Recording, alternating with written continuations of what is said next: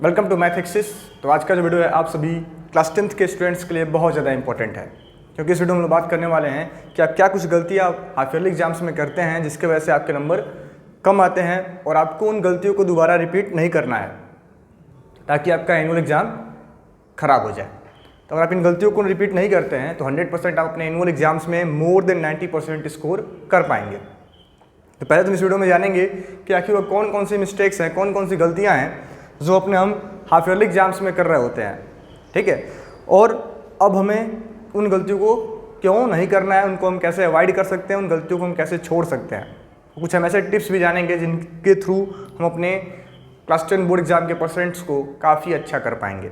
देखिए, तो पहला जब सबसे कॉमन मिस्टेक है जो सभी स्टूडेंट्स के साथ देखा गया ऐसा होता है, अधिकतर लोगों के साथ ऐसा होता है, वह यह है कि उनके हाफ ईयरली एग्जाम्स के जो क्वेश्चन पेपर होते हैं, क्वेश्चन पेपर में जो क्वेश्चंस पूछे गए होते हैं उनका वह आंसर गिवन टाइम पीरियड में नहीं कर पाते हैं। यानी कहने का मतलब कि वो फुल पेपर अटेम्प्ट ही नहीं कर पाते हैं, उनका क्वेश्चन छूट जाता है, उनका पेपर छूट जाता है, ठीक है। यानी कहने का मतलब क्या है कि जैसे आपके पेपर में अगर 10 क्वेश्चन दिया गया है, आपके स्कूल के क्वेश्चन पेपर में हाफ ईयरली के अगर 10 क्वेश्चन दिया गया है तो उसमें से आप 8 या फिर 7 क्वेश्चन ही अटेम्प्ट कर पाते हैं, 3-4 क्वेश्चन आपके छूट जाते हैं, ठीक है, क्योंकि आपका स्पीड कम होता है, आपके पास समय कम पड़ जाता है।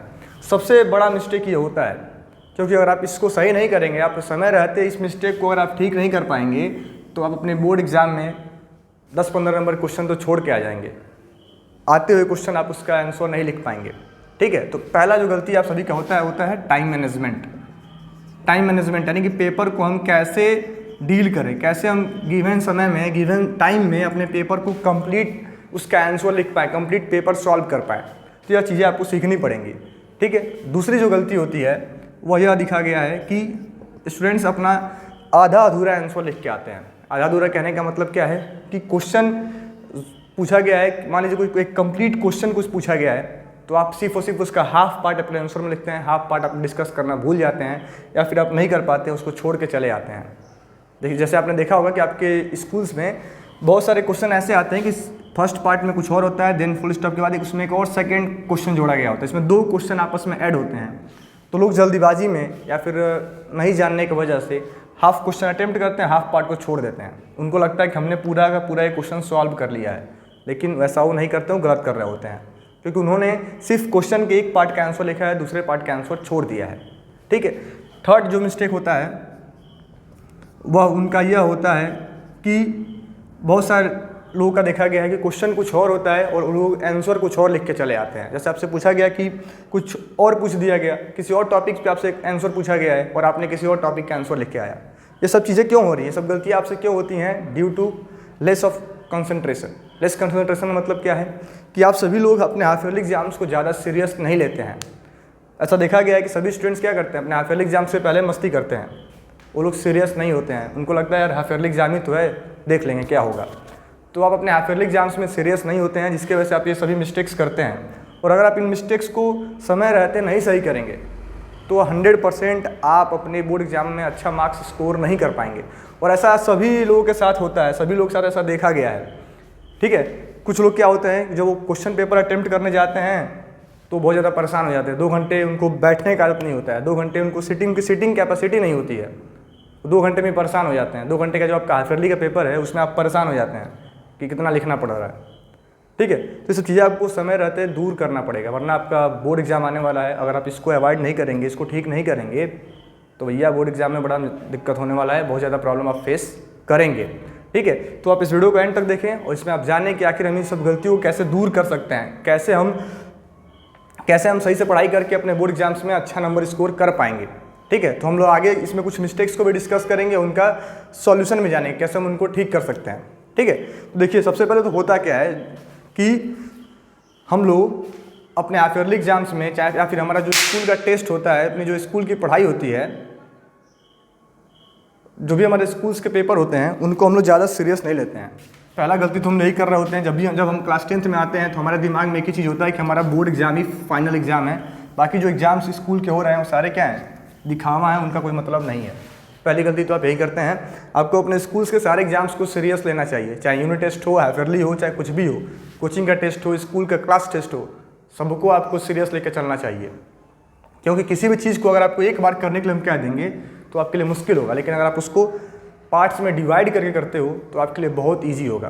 तो अगर आप अपने क्लास टेस्ट को, अपने स्कूल टेस्ट को, अपने हाफ ईयरली एग्जाम्स को, अपने क्वार्टरली एग्जाम्स को, अपने यूनिट टेस्ट को, अगर आप इनको सीरियस लेंगे तो आपके जो पूरा आपका होल सिलेबस है वह कई पार्ट्स में आपको प्रिपेयर होता चला जाएगा, और लास्ट में आपको जब बोर्ड एग्जाम आएगा तो आप ऐसा महसूस करेंगे कि आपका होल सिलेबस कंप्लीट है, आपको कोई प्रॉब्लम नहीं है।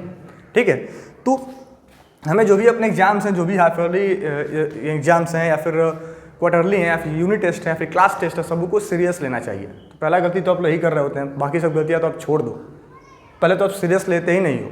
ठीक है, तो आपने अभी तक जो भी अपने हाफ ईयरली एग्जाम्स में मिस्टेक किया है उनको आप एनालाइज करें, उनको आप देखें आपसे क्या मिस्टेक हुआ है, और कहीं ना कहीं उसको आप समय रहते सही करें, उसको ठीक कर लें। ठीक है, तो कुछ गलतियां मैंने आपको बताने की कोशिश की जो आप सभी स्टूडेंट्स फेस करते हैं। अगर इसके अलावा भी आप कोई मिस्टेक किए हैं तो आप हमें कमेंट करके बताएं।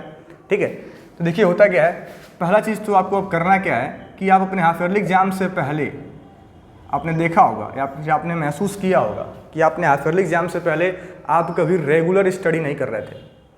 हुआ क्या आपके साथ कि जब 10 दिन पहले आपको लगा कि यार हाफ ईयरली एग्जाम आने वाला है, अब 10 दिन पहले सीरियस हो गए और बहुत ज़्यादा पढ़ने लगे, दिन के 6-6 घंटे पढ़ने लगे। तो यार अब आप पैनिक होकर 6-6 घंटे पढ़ रहे हैं तो उस 6 घंटे को आप सही से यूटिलाइज नहीं कर पा रहे हैं। ठीक है, कहने का मतलब क्या है कि मानिए हम आज डर गए, हम बैठ गए आज 10 घंटे पढ़ने, तो यार एक दिन 10 घंटे बैठ कर अगर हम पढ़ेंगे तो हमारे दिमाग की कैपेसिटी है उसको इतना ज़्यादा सही से ऑब्जॉर्व नहीं कर पाएगा, सही से आप उस सब चीज़ों को रियलाइज़ नहीं कर पाएंगे, सही से आप उनको सीख नहीं पाएंगे।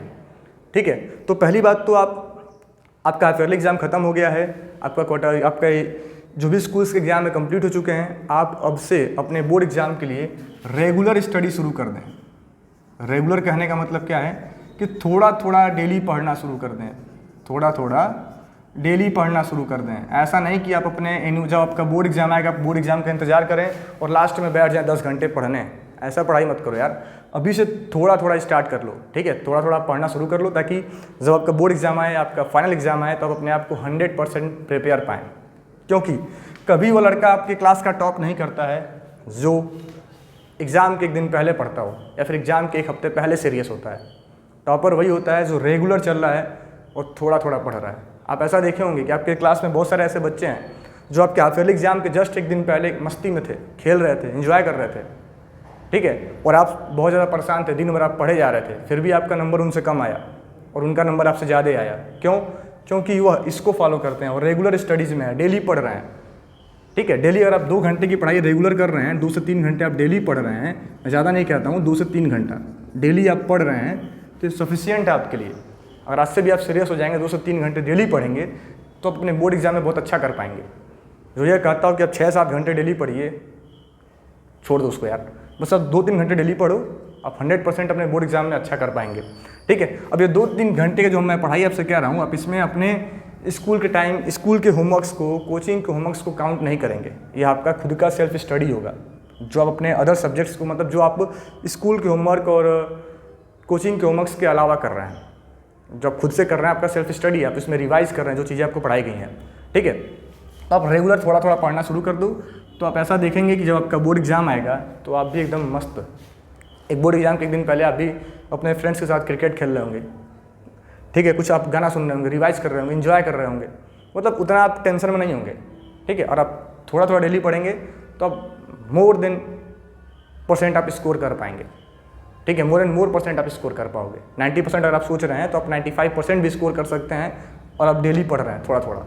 ठीक है, बस आप एक ही चीज़ याद रखें कि कभी भी टॉपर एग्जाम के एक दिन जस्ट पढ़ने बैठने वाला लड़का नहीं होता है। कभी भी जो एग्जाम के एक दिन पहले सीरियस होता है वह कभी टॉप नहीं करता, वह कभी अच्छा % नहीं ला पाता है, बस वो कैसे भी पास होता है। लेकिन जो रेगुलर थोड़ा थोड़ा काम करता है, एक ना एक दिन वो रेस जीत जाता है, वो अच्छा मार्क्स स्कोर करता है। ठीक है, तो अब अभी से प्रैक्टिस में लाएं, थोड़ा थोड़ा डेली पढ़ें, रेगुलर स्टडी करें, रेगुलर अपने बुक्स को पढ़ें, रेगुलर अपने किताब को पढ़ें, डेली पढ़ें।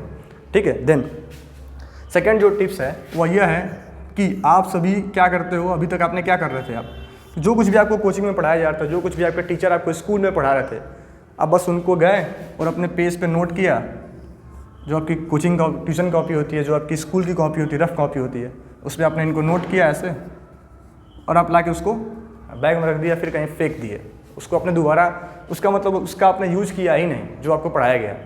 तो यार जो आप आज इसके बाद से आप अगर आज वीडियो देख रहे हैं तो आज के बाद से जो कुछ भी आपको पढ़ाया जाए, चाहे कोई भी टीचर आपको पढ़ा रहा है, स्कूल के टीचर, आप यूट्यूब से पढ़ रहे हैं, कोचिंग में पढ़ रहे हैं, जो कुछ भी आपको पढ़ाया जाए उसका आप एक नोट्स तैयार करें।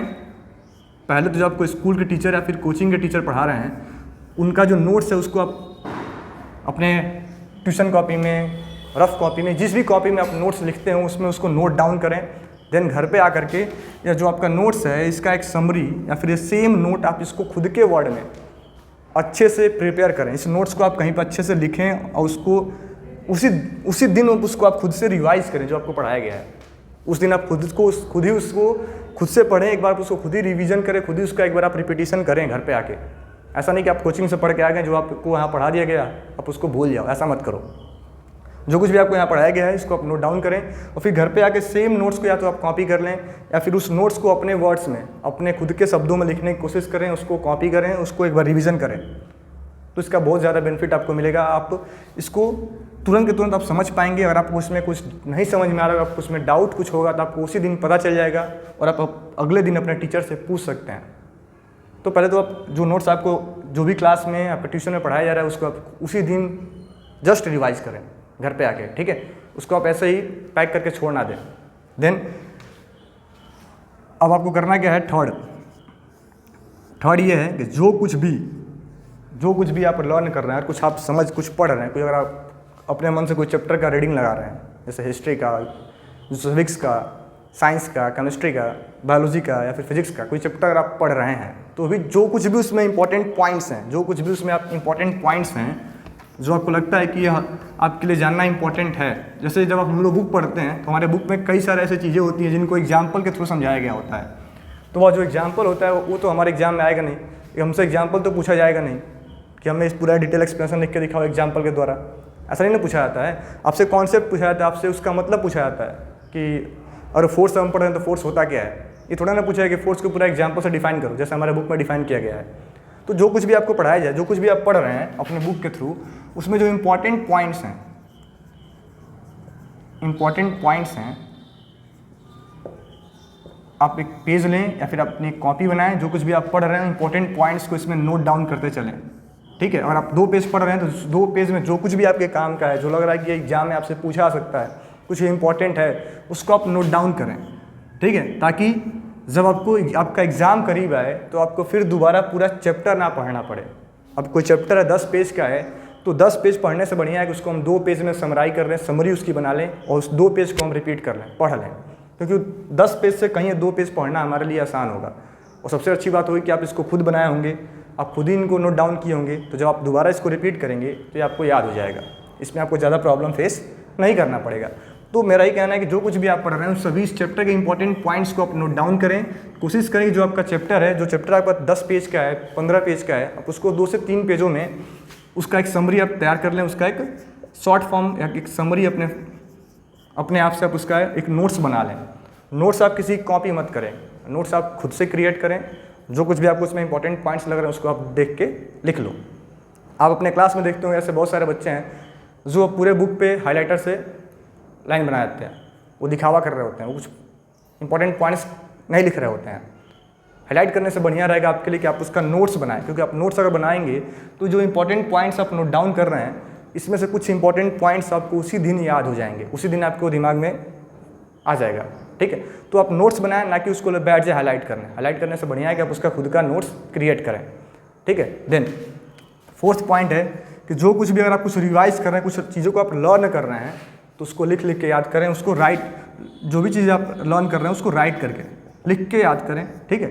क्योंकि लिख के याद करना बहुत बेटर होगा। जो आप एग्जाम में जो आप अपना आधा अधूरा काम करके आए हैं हाफ ईयरली एग्जाम में, कि आधे क्वेश्चन का आधा आंसर लिखें, आधा भूल गए, अगर आप लिख के याद करोगे उसको, कोशिश तो मेरा कहने का मतलब ये है कि लिख के याद करने का मतलब कि आप रटो नहीं, उस चीज़ को समझो, उसको अपने वर्ड्स में बना के उसी दिन लिखो कॉपी पे, ठीक है। ऐसा नहीं कि बस हमने उस चीज़ को समझ लिया और छोड़ दिया, इस तरह आप भूल जाओगे।